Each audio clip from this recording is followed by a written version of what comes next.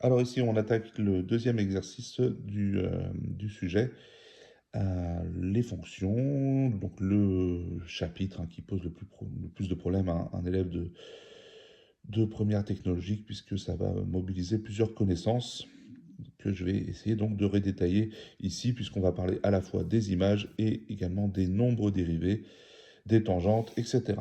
Alors, ici, déjà, graphiquement, il faut de base comprendre toujours ce qui se passe, que si on demande l'image de 3, eh bien, je vais aller chercher le nombre 3 en abscisse et je vais lire son image en ordonnée. Voilà, donc l'image de 3, eh bien, c'est donc moins 2, f de 3 égale moins 2. Donc, raisonnement qu'on fait depuis quelques années normalement, quand on ne confond plus, c'est x et c'est y. Donc, l'image de 3, on va le chercher sur les abscisses. Alors, le nombre dérivé f' de 3, le raisonnement est complètement différent. Il faut d'ailleurs que la tangente soit tracée pour pouvoir le faire. Ça tombe bien, elle l'est. Donc, on s'intéresse bien au point d'abscisse A ici. Et on va regarder à ce moment-là la dérivée mesure, euh, en fait, comment on monte ou comment on descend à partir de là. C'est-à-dire que là, la courbe descend et elle va remonter. Et donc au moment où elle remonte, oui, mais on aimerait bien avoir un instrument de mesure pour savoir de combien elle remonte. Et ça, c'est ce qui permet de lire, c'est la tangente. Et cette tangente, si on l'observe, eh bien, sa caractéristique, c'est d'avoir un coefficient directeur égal à 3. Alors pour déterminer un coefficient directeur, si on peut faire un déplacement de plus 1 vers la droite et de rejoindre ici ma droite, hein, attention, pas ma fonction, ma droite, eh bien on voit que ça fait 3. Et ça, c'est ce qui mesure donc le coefficient directeur de ma tangente. Et c'est ça qui est mesuré quand on calcule f'. Donc c'est pour ça que là, on n'aurait que des f' de nombres où tout serait négatif. À cet endroit-là, là, le f' de 2 serait pile égal à 0, puisque je vais effectivement passer d'une descente à une montée. Donc je passe par du tout droit ici. Quand je suis ici, la tangente, elle serait tout droit. Et on va retrouver ça plus tard dans l'exercice. Parce qu'on nous annonce donc que la fonction, en fait, c'est cette fonction un petit peu compliquée du troisième degré, moins x au cube, plus 9x carré, moins 24x, plus 16. Et on vous demande de calculer f de 0, parce que c'est vrai que f de 0, on aurait presque l'impression qu'il n'existe pas. Mais en fait, f de 0, c'est faire en sorte que tous les x soient égaux à 0. Et comme on a la formule, on peut calculer moins 0 au cube, plus 9 fois 0 au carré. Alors il ne va pas se passer grand-chose tant que x vaut 0, parce que dès que vous allez ajouter ou multiplier des nombres qui valent 0, ça fait 0. Il y a juste le plus 16 qui survit ici, qui va donner justement la réponse.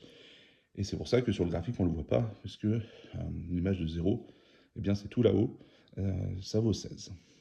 Alors, un tout petit peu de connaissance, ça arrive. F' de x, c'est vrai qu'on ne peut pas l'inventer. F' de x, il faut avoir appris les formules. Il faut avoir appris que la dérivée de x au cube, c'est 3x au carré, donc moins 3x au carré. La dérivée de x au carré, c'est 2x, 9 fois 2x. La dérivée de 24x, de moins 24x, sachant que la dérivée de x, c'est juste 1, donc ça va faire moins 24 fois 1. Et la dérivée d'une constante qu'on ajoute, d'un nombre tout seul, plus 16, ça vaut 0. C'est pour ça que ça n'apparaît pas. Et on effectue les simplifications d'usage, c'est-à-dire qu'on va laisser les x carrés, les x et les nombres séparés pour obtenir ceci. Donc voilà ce qui est attendu. Et là, là, je vous invite à aller voir un tableau de dérivés. En première, il n'est quand même pas très fourni, puisqu'il faudrait être la dérivée de x, la dérivée de x carré et la dérivée de x au cube. Et savoir que quand ces dérivées sont multipliées par un nombre, la dérivée, elle est multipliée par le nombre aussi. Et si on ajoute des dérivés, eh bien c'est également, si on ajoute des dérivés, c'est la somme des, oui, c'est la somme des dérivés. Enfin, la dérivée de u plus v, par exemple, c'est u' plus v' quand on ajoute deux fonctions. Alors, vérifiez que pour tout réel x, f' de x, en fait, peut s'écrire sous forme factorisée. Alors, laissez tomber le passage de la forme, développer la forme factorisée, puisque elle ne fait pas partie de votre programme. Mais par contre, normalement, on sait développer ce truc-là, même si c'est un petit peu compliqué, parce qu'il y a deux multiplications, et qu'il ne faut pas tout mélanger, et il faut faire un développement après l'autre. Alors, on a un petit peu le choix. On peut développer, par exemple, juste le moins 3 sur la première parenthèse, ou bien développer le x-2 fois x-4 et multiplier le tout par 3. Bon, bah là, moi, je vais prendre une option. J'avoue que j'en trouve pas une vraiment meilleure qu'une autre. Mais bon, voilà. Je vais partir là-dessus parce que comme ça nous évite le piège de dire que le -3 se développe également sur le x-4. Il est d'abord multiplié par le x-2. On va regarder ce que ça fait. Et puis après, on finira le développement. Alors, -3 fois x-2, bah, -3x plus 6. Pourquoi? Parce que -3 fois x et -3 fois -2, règle des signes. Le x-4, il n'a pas bougé. Et là, on est parti pour la double distributivité. Où, alors, je vais avoir donc le -3x d'abord multiplié par x. Alors, je suis un petit peu guidé parce que je sais que la réponse est ce que j'ai normalement, si j'étais rigoureux, c'est ce que je vais trouver juste au-dessus. Là. -3x fois -4, ça fait plus 12x.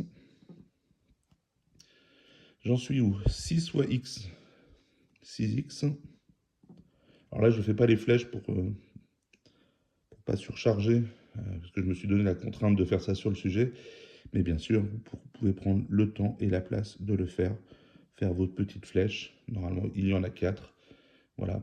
Donc, je n'ai pas commenté le dernier résultat qui était 6 fois 4, 24, avec le signe, vu que c'est plus 6 fois -4. Et je crois que tout va bien, parce que si on regroupe le 12x et le 6x, ça fait bien les 18x. Voilà. Alors, attention à la façon de rédiger. Normalement, quand vous rédigez ce genre de questions, vérifiez que f' de x vaut ça. Vous ne mettez pas que c'est f' de x. Vous mettez ceci, -3x, -2, fois x, -4, vous faites tout votre développement, et à la fin, vous finissez par dire oui, c'est bien f' de x, c'est bien ce que j'ai trouvé juste au-dessus. Parce que sinon, là, vous partez de la réponse en disant, ben, ce que je fais en développement, c'est f' de x, alors que vous devez vérifier que c'est vraiment f' de x. Donc, le calcul, c'est comme ceci, et à la fin, vous finissez par dire c'est f' de x. Voilà. Alors, étudier le signe de f' de x. Il y a deux tactiques. Soit vous mettez tout dans un tableau de signes, où vous faites apparaître tout ce qu'il faut, le -3, le x-2, le x-4. Ou bien vous avez appris le cours qui vous dit que quand on est sous... Enfin, c'est le cours sur le second degré, hein, les polynômes de second degré. Quand on est sous forme factorisée, on peut identifier assez facilement le a qui donne quelque part normalement la forme de la parabole et qui va indiquer si on est positif ou négatif en dehors des racines. Et qu'est-ce que c'est que les racines? Justement, les racines, c'est ce qui rend le polynôme égal à 0. Alors, c'est très facile à voir ici, parce que si je remplace x par 2, ça fait 2 moins 2, 0, et tout f' de x ferait 0. Donc, x égale à 2, c'est ce qu'on appelle une première racine, x égale 4, c'est ce qu'on appelle une deuxième racine, et donc, si on connaît son cours, en fait, on peut aller, je le trouve, beaucoup plus vite.